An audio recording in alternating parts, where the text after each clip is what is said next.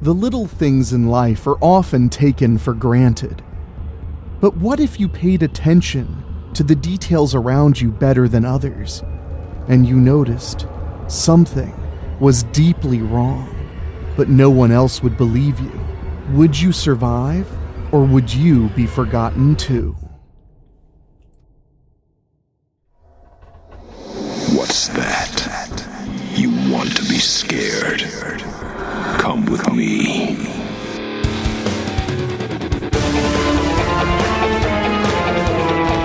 You will experience tales of horror, ghosts, and death. It is not recommended for the weak at heart.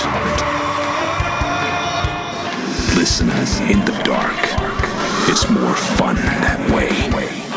This is Weekly Spooky.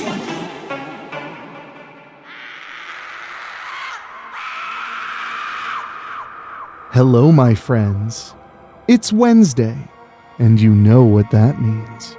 It's time for a little spooky in your weekly.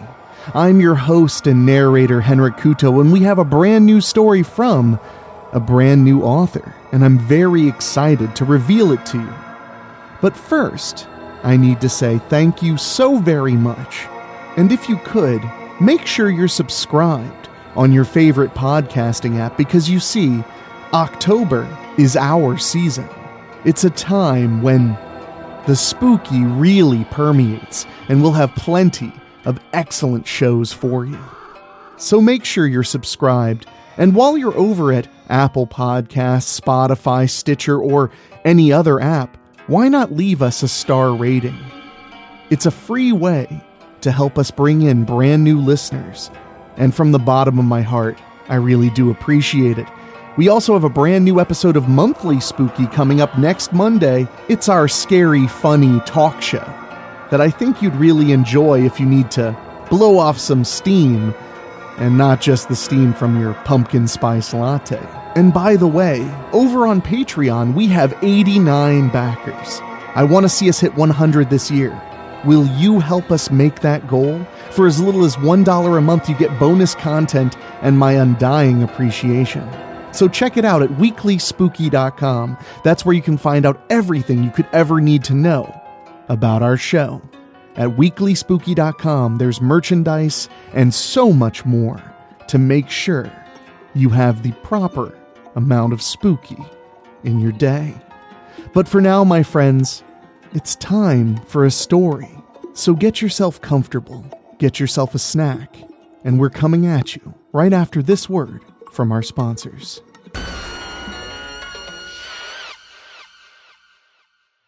Not Them by Tyler Belmont. My name is Anthony Thomas. I'm a paranormal investigator. Yeah, you heard that right. I investigate the things that go bump in the night and make sure they know that someone out there bumps back. I've been doing this for about 10 years now, and as you might expect, I've seen a lot of strange and weird things that I can't really explain. Ghosts, demons, ghouls, eldritch abominations, I've seen them all. I used to have a partner I worked cases with back in the day. Margaret Clark was her name.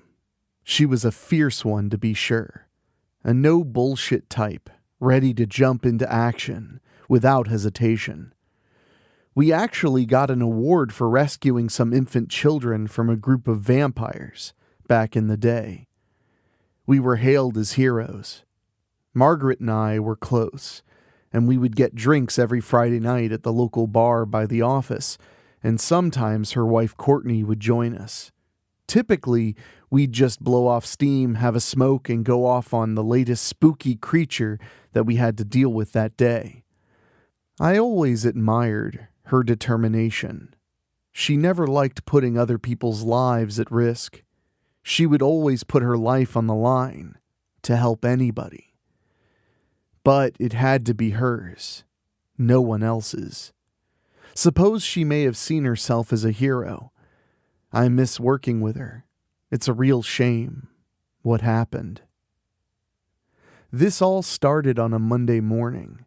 I had just arrived at the office and was still recovering from a pretty bad hangover from being out late. I had just sat down and taken my first sip of coffee, and in walked someone I didn't recognize. I asked her how I could help, and with a strange look she said, "Help? It's me, Anthony. Margaret." I stared up at her, and she looked nothing like her at all. It was a young woman. In her early 30s, she was dressed in a gray blazer, dress pants, and heels. She gave a rather uncomfortable grin and asked if I had too much to drink last night. I was understandably confused and slightly annoyed and asked her if this was some sort of joke. She laughed and told me that I was being silly. I told her this isn't funny and I want to know where Margaret was. She just laughed it off and suggested we start getting to work on this next case. She sat down at her desk like it was no big deal and just started reading over a case file, wearing that big grin. I decided not to ask further about Margaret as I was pretty sure this wasn't going to go anywhere, so I decided to just let it play out. I mean, maybe it was a prank. Perhaps Margaret paid this woman to pretend to be her in an effort to catch my goat. So we carried on the day like normal, if you could call it that. Her wife Courtney stopped by the office and brought her lunch. She ran up and kissed her cheek with the same enthusiasm of a newlywed bride. I was surprised at first. I asked Courtney if she knew who this person was, and she thought I was joking. She told me this is Margaret, her wife. This was the moment I realized this wasn't a prank. Courtney is a bad liar and would always avoid eye contact whenever she was lying. When I questioned her about Margaret, she was looking me in the eyes. I wanted to ask further about how this could possibly be Margaret, but what use would that be? They'd just start to think I'm being crazy. I've done this job enough over the years to know when not to ask questions. I spent the day interviewing possible new clients with this thing that was not my partner. The Margaret I knew was tall and had long, dark, black-blue colored hair and piercing green eyes. But this thing had short, sandy blonde hair and bright blue eyes. It was unsettling, to say the least. I didn't know what to do. How could I prove that this person or thing was not my partner? She left for a bathroom break, so I figured I'd examine her desk. First thing that caught my eye was that her wedding picture had changed. It was as if the Margaret I knew was swiped out for this new, not Margaret. I had passed by that picture every day when I came into work, and this couldn't have been the same photo. For some reason, I had this urge to check the photos on my phone. As I looked at them, I was horrified. All of the pictures of Margaret were replaced, just like the one on her desk. It was impossible to comprehend. This person I've been working with for years just suddenly vanishes like she never even existed. I ran back to my desk just as the thing that was pretending to be Margaret returned from her bathroom break. She looked at me and just gave me the same wide grin. She knew what she was doing. A few days passed by and I was staying home. The office wasn't safe. I didn't know where to start. All I knew was that I needed to get to the bottom of this. What was I supposed to do? How do you prove an imposter is an imposter when it seems to have the ability to manipulate reality to make it seem like it's always been there? Maybe there was a blind spot I could exploit somehow. The only thing I could think of was the pictures. I had plenty on my phone, but did it affect Polaroids? I did have a few of them with us lying around. I found an old photo album and started searching for them. And I found 3 pictures of Margaret. My Margaret. There she was exactly as I remembered her. I wondered if this was going to be enough to prove to Courtney that her wife wasn't the woman she had married. I decided to return to work the next day and keep an eye on this, not Margaret. She didn't do much out of the ordinary apart from the usual paperwork and meeting with potential clients that came in. She seemed to be paying just as much attention to me. It must know that I'm onto it. So, after over a week of just keeping an eye on it, they invited me out for a drink since it was Friday. But I told them I wasn't really feeling well and decided to just head home. They seemed disappointed, but didn't stop me. I had a feeling it was going to try something to get the better of me, and I decided I would wait at home and see if it would try to follow me and try something. So I lit a cigarette and waited in my apartment for something to happen. The hours went by, and nothing happened. How odd that was. Wasn't it trying to get the upper hand on me? I didn't know what I should do till I got a text on my phone. And it was a picture of Courtney, staring, and the old warehouse just outside of the city. It was followed with the words, "We have a nice surprise for you. Come, join us." She's using Courtney to get to me. Smart. It's what I would have done. Well, I knew I had to act fast, so I ran out to my car and tried to get there as quickly as possible. I pulled up to the warehouse. It was a large building decaying and falling apart, rusted to hell and probably filled with asbestos from top to bottom. I entered the building. It was dark, with only a few sources of light in the entire building. I took out my phone and turned on the flashlight. I started walking down the metallic corridor. I was starting to be reminded of an old horror game I used to play, where creatures would be hiding around every corner, ready to jump you. That's what wandering into this warehouse felt like, just waiting for something to jump out at any second. I started to hear a scream. It sounded like Courtney. I ran as fast as I could and came across a staircase. I ran up the stairs and walked into a large room, and there she was. What I saw is difficult to describe, but I'll try my best. The thing that was pretending to be my partner was big. Its limbs had stretched out as it towered over us like a giant. Its eyes were pure milky white, and all around its body were screaming faces swirling around, desperately trying to claw out of that organic prison. There's no way to describe the horror that I felt. It looked down at me almost as if it hadn't noticed I had entered the room. "Welcome, Anthony. I'm glad you could join us." The impossible grin was wider now, and it displayed its very sharp teeth. Courtney looked in terror and shouted, "What the hell is this thing?" I told her, "It's the thing that killed your wife." The creature started laughing, taking such amusement from the pain it created. And she was delicious. I pulled out my gun and started firing bullets into its fleshy body.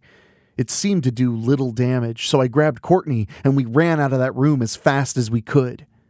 We were halfway down the stairs when the creature burst through the doors. I dropped my phone during the rush, so we had no light. We had to think of something.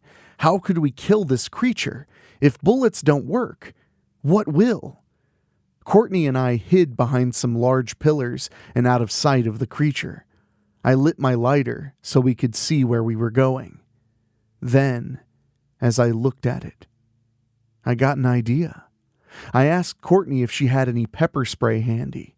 She handed me the spray off her keychain, and I took out my lighter. I told her very carefully, "When I say run, run." The creature was moving around slowly, lurking. "Anthony, Courtney, please come out. I don't mean any harm. I just want you to become part of me and join my little family." Family. Is it some sort of flesh hive? It's not enough that it consumes its victims. It keeps them alive by making you become one with it. I can't think of a greater hell. Eyeing the exit sign, I told Courtney to run. She dashed as fast as possible, and the creature chased after her, giving me enough time to run up behind it. I took the pepper spray and lit my lighter, and it became a flamethrower. The creature screamed in agony as its entire body mass was engulfed in flames. It ran around until finally collapsing to the ground and burning until it was nothing but ash. I examined the remains and didn't find anything left of it. I just had to make sure this thing was dead and finished. I exited the building and found Courtney hugging her knees, crying quietly. I sat down next to her. I shared my regret and sadness that we couldn't save Margaret. She didn't understand what I was sorry for, considering I was the one that saw through the thing's disguise. Did I see through it, though? Or was I just lucky enough to not be affected by its power to warp reality? I don't know how long we waited, but as soon as we heard the police sirens, I knew it was best to leave. It's been a few weeks since the incident, and I haven't seen much of Courtney.